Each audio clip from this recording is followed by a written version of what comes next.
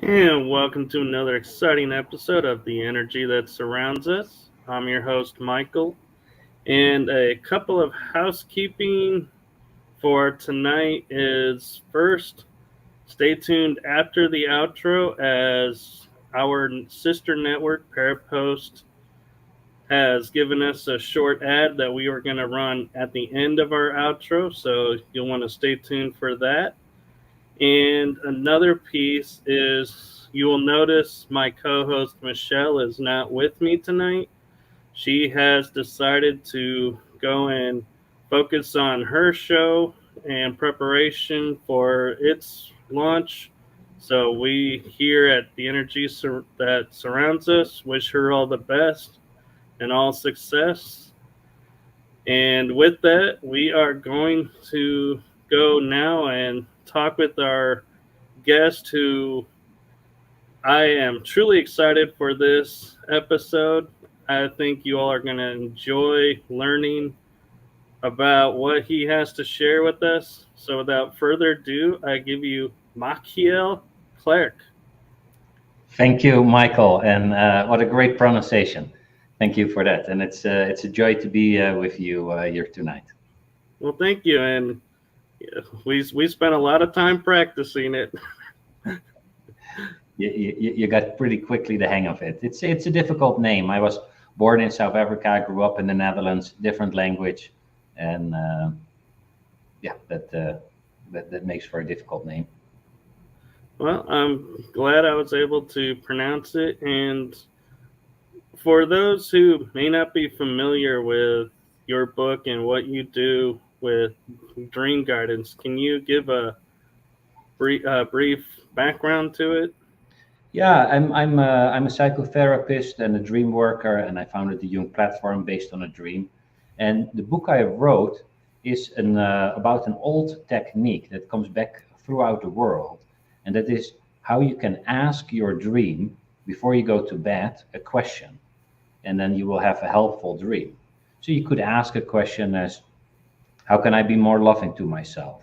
What is one type of food that would be good for me to eat? Or what's my biggest obstacle in my love life? And then the dream will respond in a dreamy fashion with an answer, because there's something inside of us that likes to support us on the complex journey through life. Wow. So when you talk about dream guidance, I noticed in your bio and in your book you talk about dream incubation. Yes. What is dream incubation? That is that old technique in which you incubate. So you ask a question, or you sit in an emotional experience. Let's say you're very anxious, and then you feel the anxiety, and you tell the dream, how can I better deal with this? And that is, then you incubate a question for the dream, and the dream comes with a response. And that method comes back in Hinduism, in the old Greek tradition. That's been studied at Harvard on its efficacy. And I wrote in 5 steps how you can ask your dream a question for support through for your life. So I'm wondering if maybe now would be a good time, since you brought up the 5 easy step process, maybe a good time to explain what those 5 steps are. Yeah, it's very easy. People can do it who are listening or watching. So anyone that is here can follow along. And step one is really identifying the area that you want to ask a question about. And the best thing you can do is just ask yourself, what wants to be addressed? What wants to be asked? And then something pops up. And then you get to an emotionally loaded question, because you want to have something that's emotionally relevant to you. So maybe I was thinking, how can I eat more healthy today? Or I have a conflict with my family member. What's going on? So that's then your first step. You identify the area of your question. Step two is you want to phrase the question in an helpful way. So instead of asking, how do I earn more money and become and find a partner, which are two really good relevant questions, you want to ask one question at a time, open-ended, and think about what is really your intent in asking the question. Then you write down your question. You do a ritual. With ritual, it's just a set of activities showing gratitude and interest to the world behind the world, and for the support of the spirits or God or the divine or the awareness, whatever name a person likes to give to it.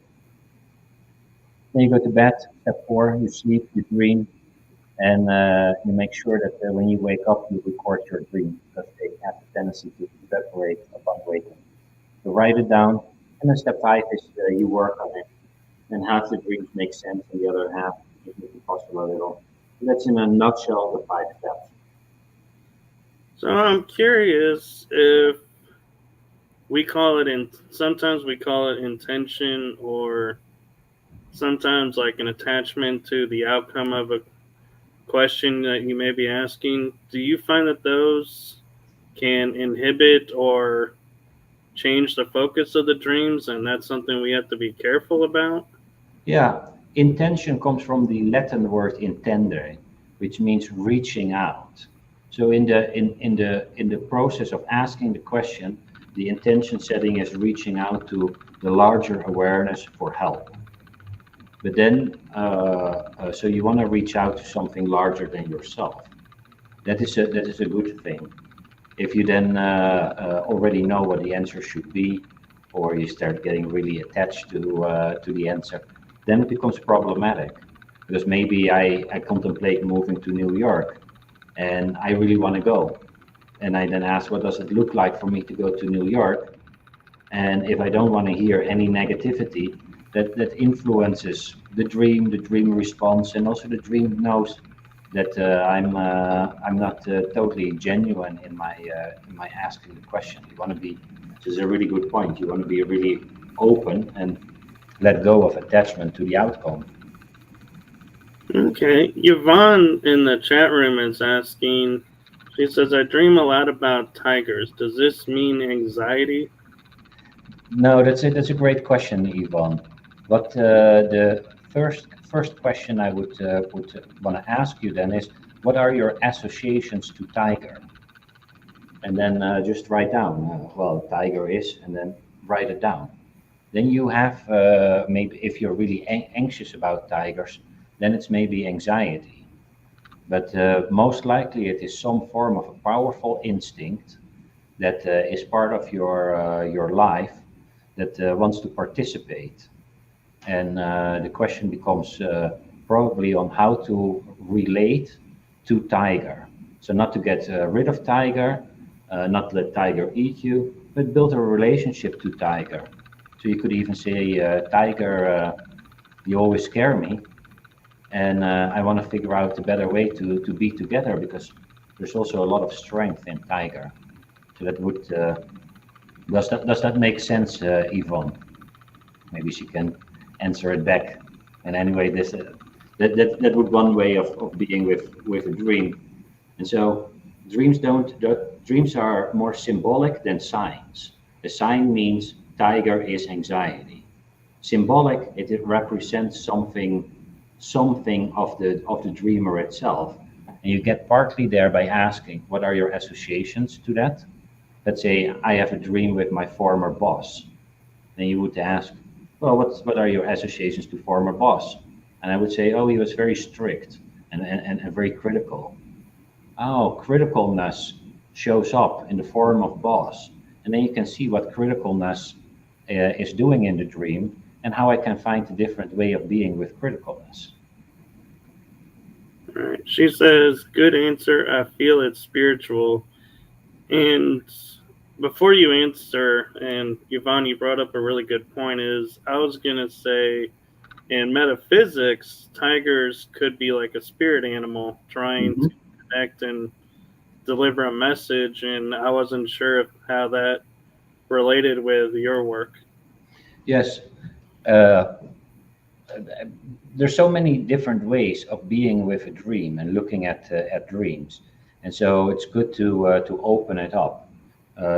It's not the Western tradition has gone a bit to interpretation, where more indigenous cultures would far more work in the sense of uh, how to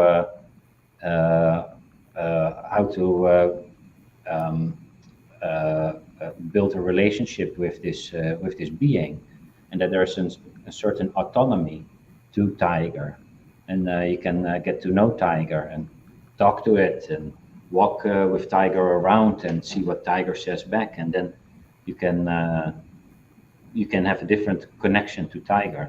So many different ways, but my basic notion is also a more shamanic approach than a very rational interpretive way. So I'm also curious because I'm sure there are people out there that will say, well, when you say tiger, are you meaning Siberian? Are you meaning African? And does Hmm. that matter? Does the species of the tiger matter, or is it or like Chinese tiger from the zodiac? Yeah, well, Matter or yeah, it does matter because the psyche or the soul or the dreaming world is specific. It chooses that particular figure to present something. But if for me, I wouldn't be able to distinguish between a Siberian and an Asian tiger. But if someone knows, oh yeah, no, that is an Asian tiger, and then has more associations to it, they are more domestic, or they're actually really good partners, or something. Then you get more insight about that specific tiger if the person knows more about the nature of that tiger. okay. She actually responded back and said, "Oh, it's a huge Siberian." Oh well, then she seems to know about tiger, and maybe for her you would then ask, well, what does Siberian tiger mean to you, and then you get more insight about the tiger. So, a curious question I have to dealing with like animals and dreams is I understand like modern animals, like fish, cats, dogs, have specifics. But what if you're seeing like a pterodactyl or a saber-toothed tiger or Hmm. mastodon, animals that are extinct? Yeah. How do you get messages from that? Well, it is again a bit the same technique. The first step is to ask what are your associations. Maybe you've just seen a documentary about the dinosaur, or and then so you know something about it. But otherwise, you could just ask the question, who is visiting? And then you wonder, who is this being that in my dream visits me? And then you just go back in the dream and you look at it, and you maybe make a little drawing, and then see if you can have a conversation with the being. You say it, hey, but I have never seen you. What brings you here? And then see if you get some thoughts or intuitions. And very often they respond and say, well, Michael, I was, and then they tell you something. And you can also go a little bit more interpretive and think a very old instinctual force presents itself in my dream. And the art of dream work is feeling in a little bit which direction to go and what fits the particular dreamer best. There's not one.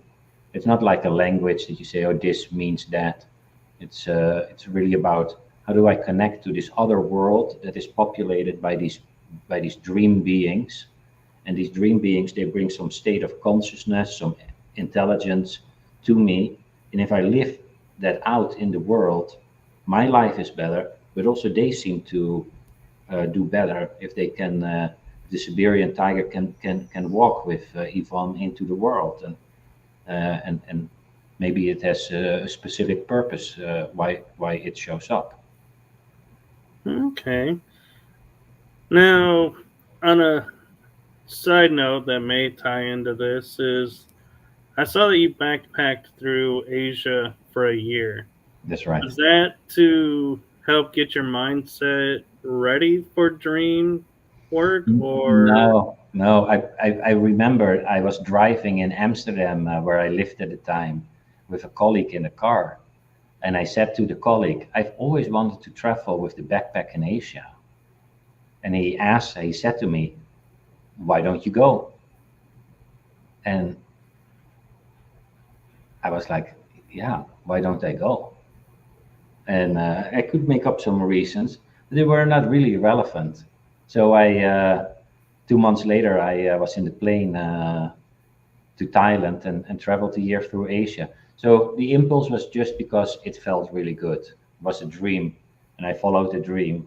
And by being there, I learned a lot about their ways of being with dreams and spirituality and Buddhism, meditation, and just had delicious food, met great people. So it was a beautiful year just backpacking around through Asia. that just sounds so amazing and it's like one of those things I hear a lot of people that say I want to do that but never do.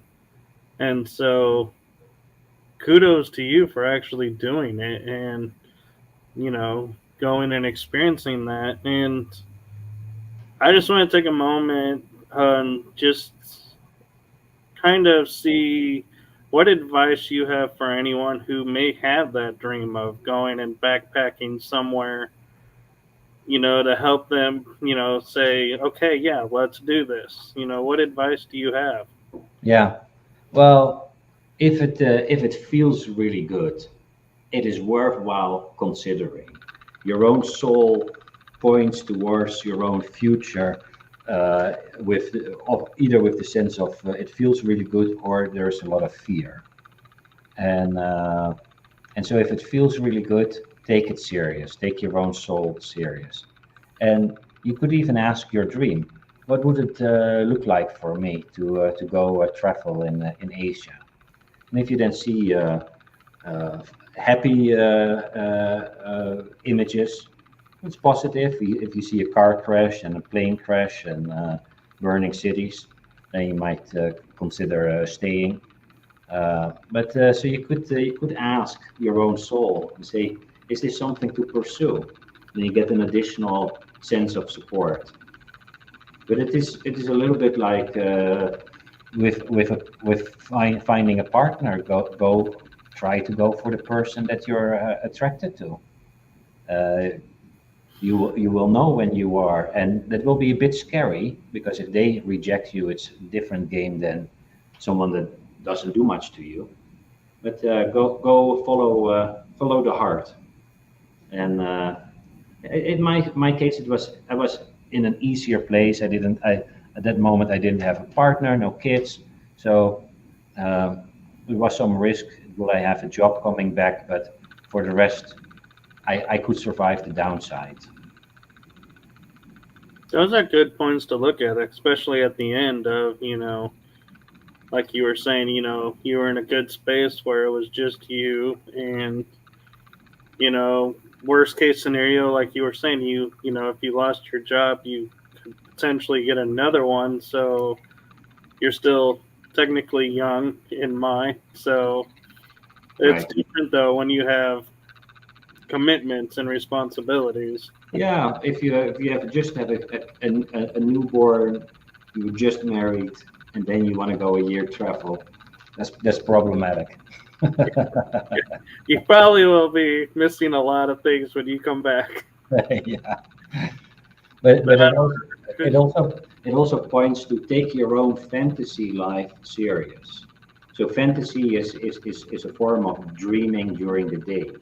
It is your own soul presents in fantasies what your what where it wants to grow. So that the soccer player fantasize and dreams about playing soccer, and the painter about paintings, and the mathematician about math. And you fantasize about the partner you want, and not about a person that you don't want. So see pay attention to your fantasy, and if your fantasy just wants to travel, if it's not literal, then at least ask yourself, why would this fantasy visit me? What in me wants to, what kind of experience am I seeking? And then you learn more about where the direction of your own soul. right, because I know I have some friends, and I've done it myself, where traveling is there's like a calling to go to a specific place. And Mm. to me, I've always kind of, well, not always, recently I started viewing it as soul retrieval, to where I'm going and picking up a piece of my soul that was left there in a past life or Yeah. somehow. And so that's the other reason why I was curious about your year backpacking. If was it a kind of like a personal journey of you reconnecting something? Oh, on so many levels. I reconnected with parts of my soul, of a different outlook and perspective on life. I was for the first time really outside of the Western culture, and then you just see the limitations of the culture, how it is aimed at certain forms of success and ways of being that other cultures don't put a premium on. And then you see, oh, what I think is not me, is my culture, and then you can easier let it go or be less influenced by it. And and uh, and just to meet so many different people and see how people live. I had the pleasure to just sit with the person that sells chai in India on the street, and then I would have hours conversation with him. For example, there's arranged marriage, and then how does that work, and how is it for you to be in an arranged marriage? Because I come from a culture that would not that doesn't fit there, but he was happy, and then just because you meet the person once or you meet them on the wedding day, and somehow the culture works that way, and it's just fascinating to hear from people's lives in that kind of a personal way. I agree. And one of the things too that I find interesting when traveling like for me when I went into Europe, is here in America, we have kind of all of our views of Europe and Asia and the rest of the world film or not filmed, but formed by films or books that we've read or teachers. Yeah, And so it's interesting to go there and be like mind blown, almost going, wait a minute, this is nothing like what I thought. These people are more like us than we give them credit for. And so, yeah, yeah. Now exactly the own experience is a crucial part, and you learn that people are people all around the world. They all dream. I ask everywhere. People all dream, and the basic structure of their dream is also the same. That they know that they are in a place in a world where they have an interactive experience. So it's not I watch a movie. No, you're in another world where your mind is actually awake because you're awake while your body sleeps. So you're aware, and then you have an experience, and that is what across the world people agree on. And then some people say, oh, that's a spirit animal. The other says, no, that's a symbol. It's a part of you. It's not part of you. So there's a lot of disagreement, but everyone dreams, and we're all dreaming being in another world. That's another form of travel. gotta love travel. So Irene says, hey, from Japan. And she also points out and agrees with you, in order to understand, you got to go there yourself. Totally, it's yeah, you can read about it, you can watch movies about it, you can get a sense, but nothing beats the own experience. Right. And And Yvonne is saying she's visited Malaysia in real life, trekked through the jungles, which that I'm sure is quite an adventure in itself. and they might have tigers there. Oh, And talking about going back on the tiger, she says, is it possible to dream of past lives? I have bought canvases to paint the tiger. that's fantastic, Yvonne. It's a great way of getting in touch with tiger. And instead of interpreting tiger, just wonder who is visiting. Tiger is visiting. Maybe you give tiger a name, or you just say tiger with a capital T. Tiger is visiting, and then you can paint tiger, and then you also give an indication to tiger. Hey, I'm interested in you. I want to get to know you. I put time and effort into this relationship, and then tiger will respond. And these dream beings, they perk up when we're interested in them. So that is a short comment on the painting, and then the previous lives is probably just a part of our dreaming life. So we're away from the ocean, and there's a lot of let's say the ocean is the collective psyche or the larger soul that is not that plays out in the here and now, but comes from the past. And so yeah, we're connected to personal previous lives, but also the previous life of grandfather and great grandfather and whole nations. They play a role at the depth of our being. That's my take on it, at least. I agree. And she goes on to say Netherlands is a beautiful place to live. The people are easygoing. That's thank you, Yvonne. I used to love living in Amsterdam, the Netherlands, and it was a great time. So was this dream guidance and all of this dream work, was that something you were called to do, or was that something like you had an experience and you were like, hey, wait a minute, and had an aha moment? I had an experience, but the experience was that I was really stuck in my life. So in my early 20s, I was sitting on the couch, smoking too much weed, was really lethargic, was lazy, didn't know what to do, had not dealt well with the death of my father when I was 10. And so I was depressed and the lack of meaning and purpose. And then by some fortunate coincidence, if such a thing exists, I found a book by Carl Jung, who had written extensively about dreams. And when I started reading that, it really connected me again to something larger than myself. So I got a sense of how do you deal with death? How can you deal better with finding purpose? And my own dreaming life started coming in, and I started having dreams with my deceased father in it that helped me further, and uh, and I climbed out of the pit via the ladder that dreams provided to me. And I've been so grateful and happy with that guidance that I stayed connected to it because life is really difficult by times, and there is some form, and it speaks in many ways. But my one of my ways is dreaming. I like how you point out that you were visited. The potential to be visited by people who have passed, coming back and talking with us, and it kind of got me thinking about we all are starting to look again into like genealogy and looking at who our ancestors are, and I wonder if that work is what brings our ancestors into our dreams.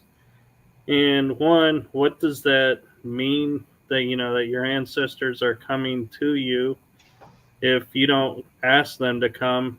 Or also on the flip side is, how do you contact your ancestors if you want to talk with them in your dream? A lot of great questions. So I think also there, people need to experience that for themselves. I can say, oh, I had those experiences. You might very well have had those experiences, but for people to need to have that experience themselves, that it becomes really real. And you could ask your deceased loved one, and you can either say, "It would be great if you come by in a dream." That sometimes happens, or you say, "Do you have a message for me?" That is easier for them because they can give you a message without having to come into your dream, because that might, for all kinds of reasons, a big step, especially if you're still very attached to them, and then there they are, and then you have to figure out how to relate to them. But so you can ask it in the same way with the dream guidance. Write a question, Grandpa, do you have a message for me? And then just see what the dream says. So that is one of the questions you asked. But I do think that they're always around, not only in dream, also right now. And so we're in a different state of consciousness that makes it easier for the deceased to visit us. And many people have had a visitation. And usually these visitations feel a little bit different than, let's say, I'm walking in the supermarket and out there in the aisle further, I see my father. Sometimes the dream uses my father as a symbol for fathering or support, and other times it's real. I take it as he's really there. And it doesn't happen that often, but it has happened enough for me to take it serious and to that it feels like he was visiting, and it was very healing for me, and I can imagine it can be very healing for other people to have an ancestor visit them. I wonder if more people don't have a lot of their ancestors visit them because, for example, like I have in my distant line on my father's side, like a king of Norway. And if he was to come forward, it's like in my mind, I'm like, I don't know what you look like because there's Hmm. so many photos. You say you are this person, but how do I know? Do you Yeah. think that's why a lot of them don't come Or through? they might come and you would not recognize them. I think they often also come when it's further away, when there is a shared life theme. Let's say was dealing with jealousy and you are dealing with jealousy, then he might come in both to help you as to see how do you engage with this complex topic of jealousy. So it looks like they're not yet done with their personal work on the other side. It seems to go on, and they are interested in people who share similar life themes as they have. So you might also have an ancestor that has nothing to do with your blood line, but that just needs to learn to speak up, or has whatever life situation we encounter. Right. Okay. Yvonne has brought up, she says it's weird because I picked up tarot cards and the people I did readings for were lost souls with a lot of mental problems. So I became a counselor and learned about Carl Jung in classes. Yes. Well, Carl Jung is not taught much at universities because the spiritual component in Jung's cosmology, there are ancestors and spirit guides, and that's hard to catch in a rational worldview. You cannot repeat your experiment of dad coming to visit you, but he speaks to a lot of people in a profound way, and it's great that you had some experience with Carl Jung. And on the Jung platform, we created a company with lots of programs by Carl Jung on synchronicity and archetypes and the shadow, a couple of these key concepts that Jung developed. Okay, and before I touch on that, Yvonne says, I met my mother who has passed when I had near death experience. I fell backwards into my body and woke with tears in my eyes, but I was given a choice to return. Yeah, One question I want to ask about that is people who have, because I've had near death experience, would that be somewhat classified as like a dream in, for interpretation, or is it a it real experience and it's its own separate science? I would say a near-death experience is a real experience, and it is just like a dream. You're in another world, so you have many other worlds that are kind of created in a similar way from, let's say, imagination. So the dream is an imaginative world, not imagination like not real. It's a real world, but not as this world. And if you take ayahuasca or mushrooms, you're also in another world. And you have a near death experience, you're in another world. And these other worlds seem to coexist next to this world. And in specific peak experiences, we enter into an out of body or a near death or a mushroom journey or any form of an otherworldly experience. But at the same time, they're just coexisting to this reality, and and and that is how I imagine it, how I look at it. So I wonder as well, as we were talking earlier a few minutes ago about, the ancestors working on their stuff, could it be like we have a dream and an ancestor randomly pops in?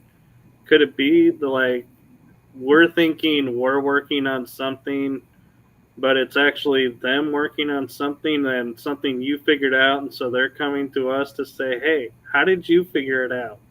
Yes, And yes, does that in turn fix the genealogical line, yeah, yeah, or yeah. Maybe that's what fixes some part of the DNA or something, and that helps them also grow or have an expanded sense of consciousness. And um, Yeah, so we very often think we're kind of a separate self, but we're deeply connected to, we're actually a multiplicity. This is just, this looks like one, but in me is father and grandfather and whole countries and the larger soul are alive and they're all influencing my life. And I try to find, and the tiger like an Yvonne, and then we'll try to figure out how to give form to all these characters that are living with and through us. Right. Yvonne says we are many layers, and I agree with that. And one thing I'm curious about is we hear a lot of times growing up, for me, growing up in metaphysics, I was always taught to break the cycle. I had to break the cycle, and then that in turn fixes the cycle like 7 generations back or something. Hmm. Can that work be done in dreams? And that's why some of the dreams we have are of moments where we're like, I've never been here, but I feel like I'm there and have like a lucid dream there. Yeah. Well, dreams are just another reality we're in. What in what we from this position call sleep. But in the dream, our awareness is fully active and is engaged in working out our karma or our life purpose. And so we're working through issues in all these different worlds we enter, and we're just taking this reality very serious, and this is the real reality. And dreams are just dreams. But dreams are another reality, and once you're in that reality, you forget about this reality and you act as if it's all important and real. Then you wake up here and do exactly the same thing. You treat this as a real reality, as if there's not another reality. But our experience tells us differently. Like you with a near death experience, you know, oh, there's another reality. And when I'm there, I get really important information and experiences. And in out of body, it's the same, and in astral travel and in dreams. And so we're in all kinds of realities.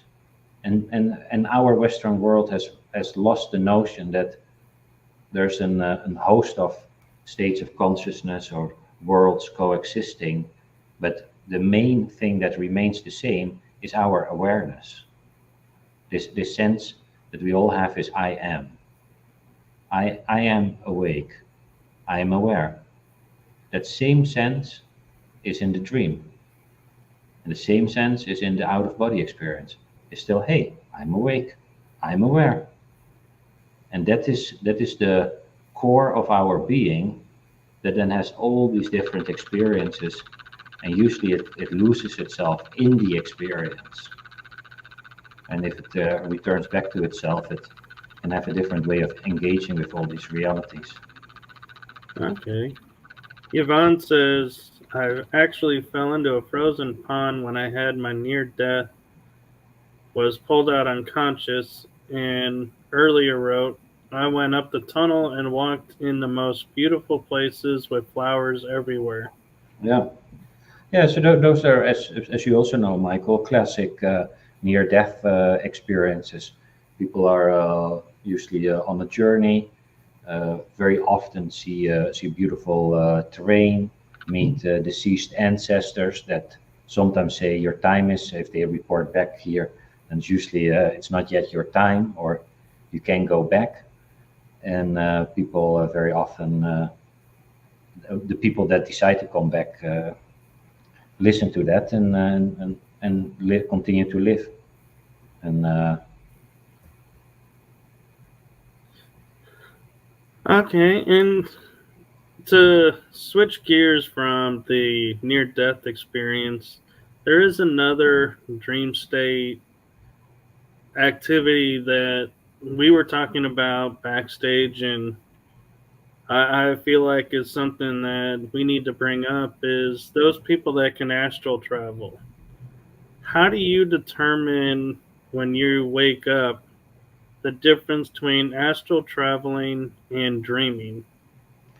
Yeah, I think it's again both an experience of being in another world, and probably these worlds of astral travel and dreaming are closer to each other than this reality that I call dense reality and dreaming. And in astral travel, people have it's a little bit different definitions, but people usually have the sense that they travel to a certain place, and it can be a literal place on Earth or another place in the other world where they get some information or have a certain experience. And but how would you define astral travel? For me, astral travel is where I'm out of my body, disconnected from the body, and I'm traveling anywhere on the earth or to other worlds, And visiting other races. do you do it from this reality, or do you go to sleep and then it happens? For me, sometimes I do it when I'm awake and don't realize I'm traveling, and other times I try to mainly do it though when I am asleep. Yeah.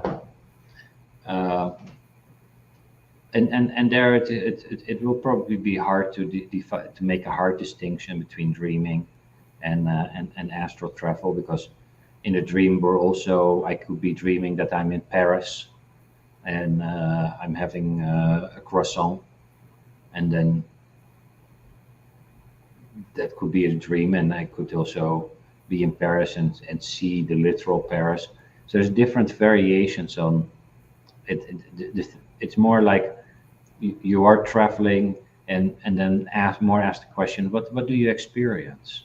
What did you see there, learn there? What was it like? Uh, and then take that with you. What might be the reason that you had this experience? That makes sense, and it's kind of like you're saying with dreams, it's hard to say because each experience are unique. But for me, the difference I've tend to notice is when I know I'm astral traveling, it's like I feel my toe just push off and then it's like gone. Hmm. Mm-hmm. And I'm going all over the place, traveling, by thought is how I view it. So Yeah. I can be in Paris in 30 seconds flat if I wanted to be, or Mm-hmm. to a world in another galaxy in 10 seconds. Yeah. But for me, I find a lot of times when I wake up, I will close my eyes and be like, okay, what did I dream? And it's like all of a sudden I feel like there's a movie. And it's like, okay, this is what your dreams were. And so is that a good thing to do, or is it better to try not to distinguish astral travel from dreaming? No, it is fine, but I wouldn't probably stick too much to how the what is the benefit of knowing, oh, this was an astral travel and it was a dream. It is unless there's a specific quality to it. But in both, it is what do you experience? Why are you there? Why does does the universe present itself to you in this way? And we live in in a responsive universe. So you live in a universe that is unique to you. And why do you have this unique experience? And how do you want to engage with the experience? And uh, and then you start more working with the experience than needing to know exactly what a classification of the experience is, which is a human construct anyway. Right. Yvonne is saying when I astral travel, I end up in rooms watching people sleep.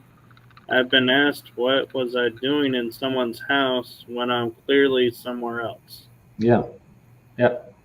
Yeah, that sounds also a little bit like what's probably very close to it, an out of body experience, where you're out of your body in another place, and people report very accurate oh, this person had this book on their nightstand, that this painting on the wall.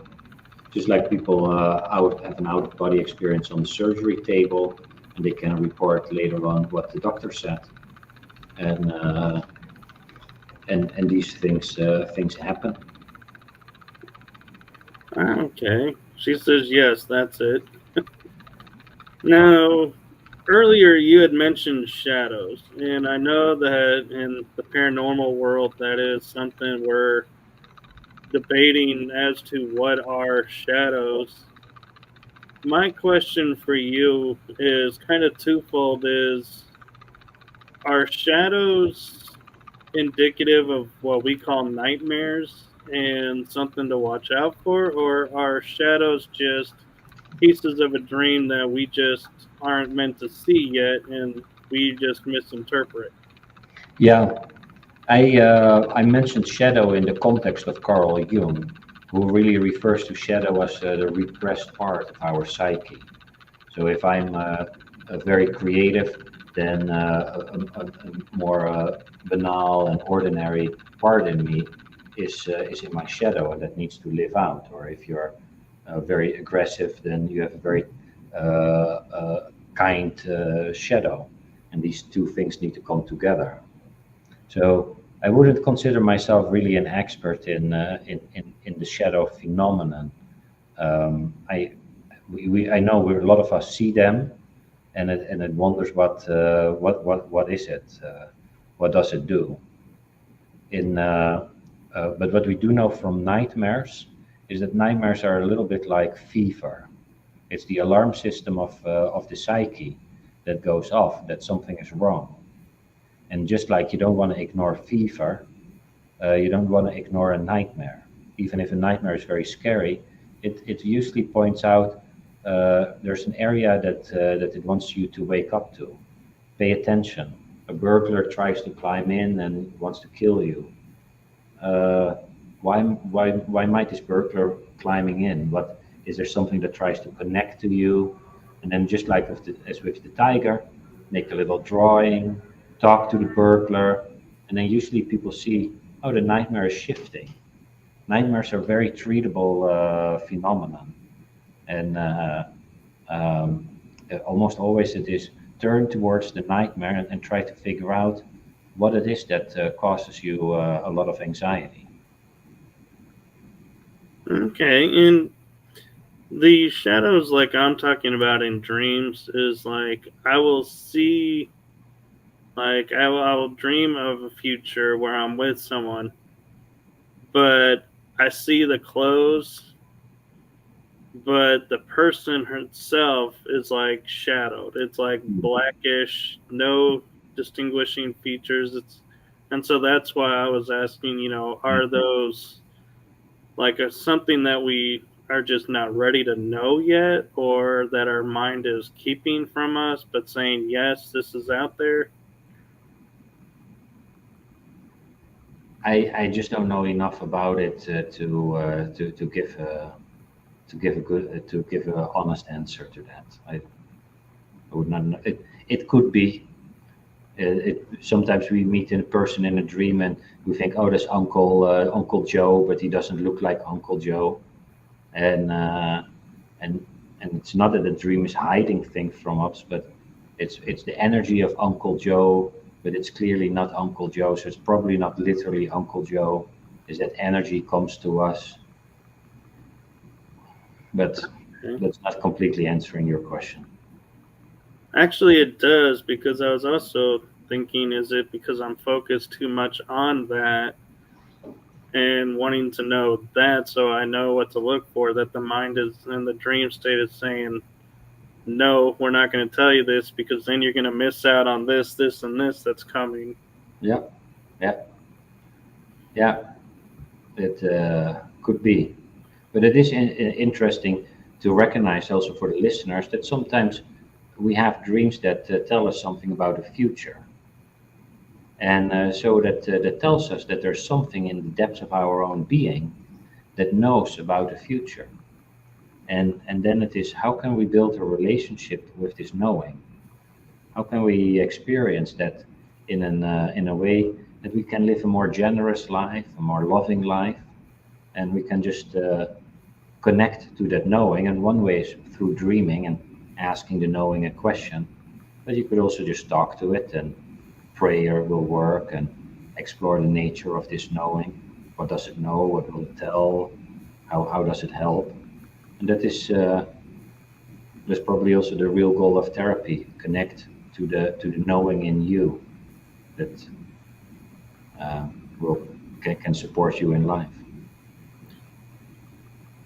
That's actually really insightful and helpful, and it got me thinking while you were describing that. We were I pointed out your mandala behind Hmm. you on the wall, and I was thinking, like, I was taught mandalas are focal to where you go through the process and whatever question you started with, kind of like a labyrinth, when you're done, it's like you got the key now. So when you go and dream or meditate, you will find your answer. Do you find that that's an accurate, somewhat representation of what a mandala can do to help focus you in Yeah, on for your dream? yeah, it can help you put your focus on the center of your own being, and then you actually start noticing also that you, the I, is not the center of the psyche. It feels sometimes that way, but actually the mandala and the center, that is, I'm walking towards that. My connection to that and experience of it is what is important. And once I know, oh, I am not the center, but there's some knowing in me that guides my life or through ups and downs, then my life changes radically for the better usually. Okay, and because you traveled through Asia and with the mandala, I'm curious because I had an experience where Tibetans came and they did this long work Mm, with sand making the mandala, yeah, yeah, and then they just sweep it away. yeah. Is that like their version of, okay, we're focusing, getting ourselves centered, and maybe ready for dream state work or any Yeah, work that they're doing, and sweeping it away is like saying to the universe, okay, all my blockages are gone. Here I am, clean slate, ready? Or what's the significance really of the destroying it in essence once it's done? the idea behind it is that you're giving up attachment to a state that isn't permanent. So this whole life is not a permanent state.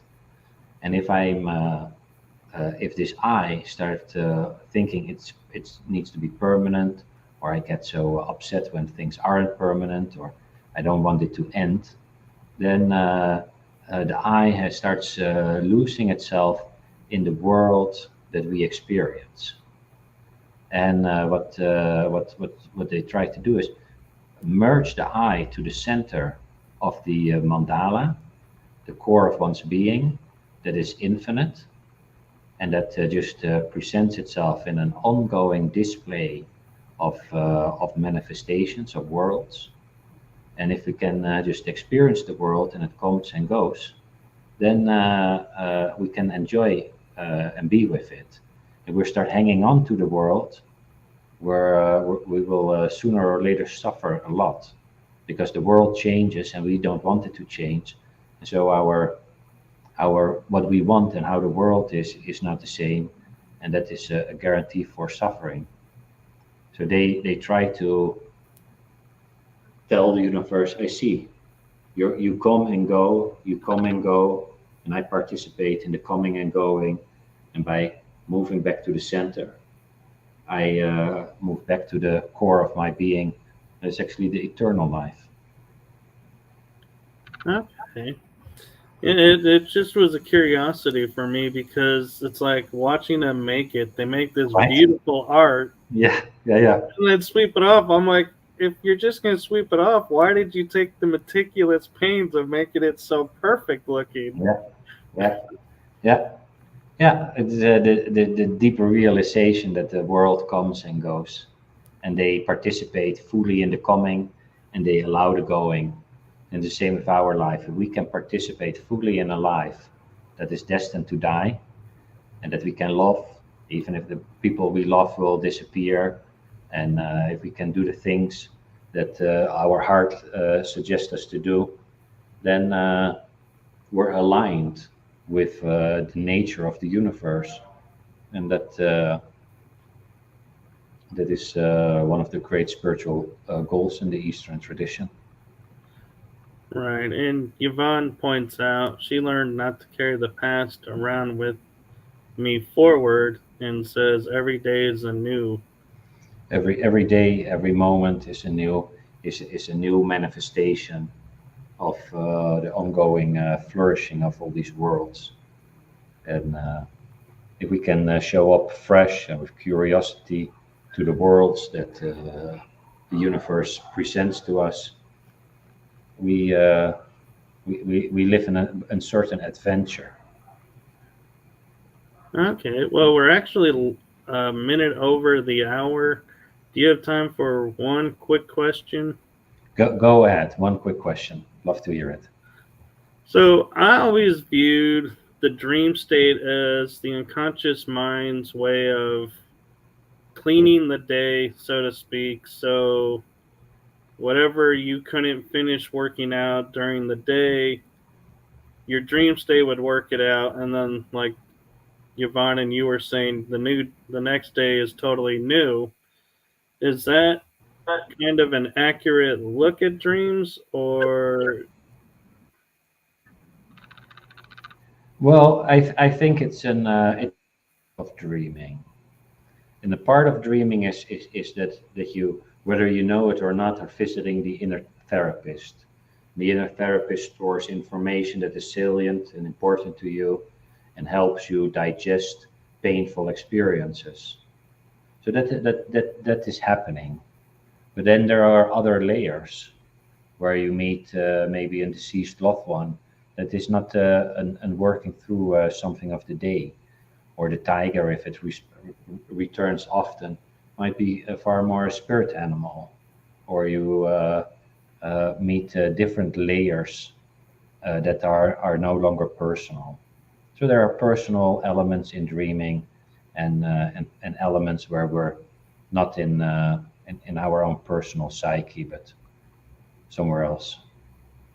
okay? And so, where can people find you if they want to delve into this Yeah. or your book? Well, the book is on Amazon and any other larger retailer. It's called Dream Guidance, or you type in my name on Amazon, and it will also show up, or wherever you buy your books, Barnes and Nobles. You can go to jungplatform.com to find more courses that might speak to a person, or my name, my first and last name, machielklerk.com.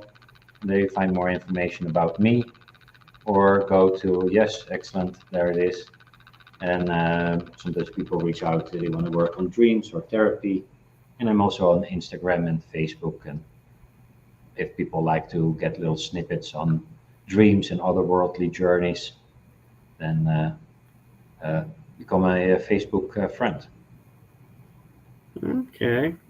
Well, thank you for coming on and thank you for trusting me as we've not met or talked before. So, thank you for coming on and sharing this with us. It was a pleasure, Michael. I loved your curiosity and your obvious connection to other worlds and your own experience. And I hope that the paths will cross again in the future.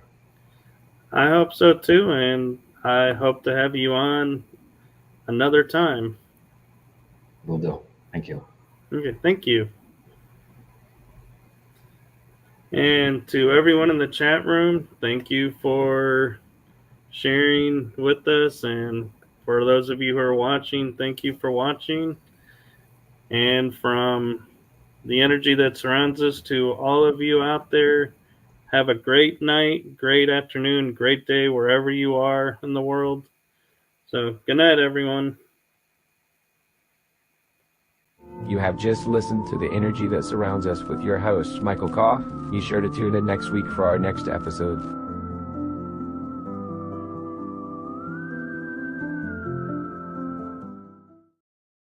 And here, as promised, as we mentioned earlier, is an ad for Parapost, our sister network that we are on.